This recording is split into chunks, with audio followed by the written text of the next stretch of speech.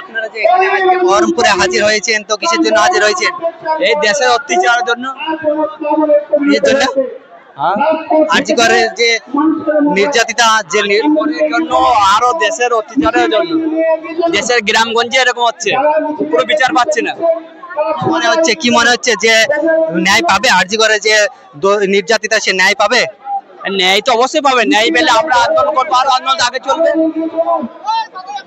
আর যেন এইরকম যেন ঘটনা না হয় সেই জন্য দেশকে কি প্রতিশ্রুতি নিতে হবে? যেন পুলিশকে কড়া ব্যবস্থা নিতে হবে, আইনকে ব্যবস্থা চলতে ভালো করা ব্যবস্থা।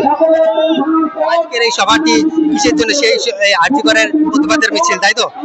যেগুলো অবশ্যই ওর জন্য এসছে, আগে যেন এরকম ঘটনা না ঘটে, গ্রামগঞ্জে সব জায়গায় এগুলো না ঘটে, তার জন্য এসছে।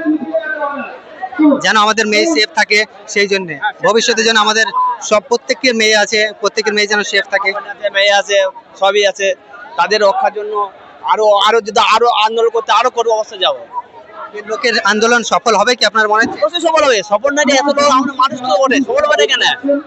একটা লোক মানে আকাশ উঠতে পারে, আমরা সফল করতে পারবো না?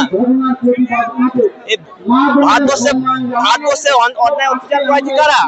আইন ব্যবস্থাটা অন্যায় অত্যাচার নামাইছে, যারা টাকা খেয়ে, ঘুষ খেয়ে, ইস্পত খেয়ে এর পথে নামাচ্ছে। তারা আমাদের খারাপ পথে নামাচ্ছে, খারাপ পথে গুন্ডা তৈরি করছে, আস্তে আস্তে আগে বাড়ছে, বিচার পাচ্ছে না আমরা। লম্বা লম্বি ভাবে আপনারা দাঁড়িয়ে করুন, লম্বা লম্বি ভাবে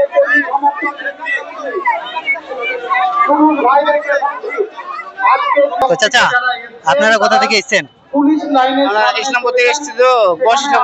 কোথা থেকে? ইসলামপুর। ইসলামপুরে অত দূর থেকে কি করতে এসেছিলেন? এই ওদের মিটিং শুনতে। মিটিং শুনতে? আর আরজি করের এই প্রতিবাদের মিছিলে আপনারা হিস্সা নিতে এসেছিলেন, তাই তো? হ্যাঁ, এসেছিলাম। এখন মিটিং হয়ে গেল? হ্যাঁ, মিটিং হয়ে গেল। তখন এবার বাড়ি চলে যাবেন, তাই তো? হ্যাঁ, এখন বাড়ি ফিরে যাবো।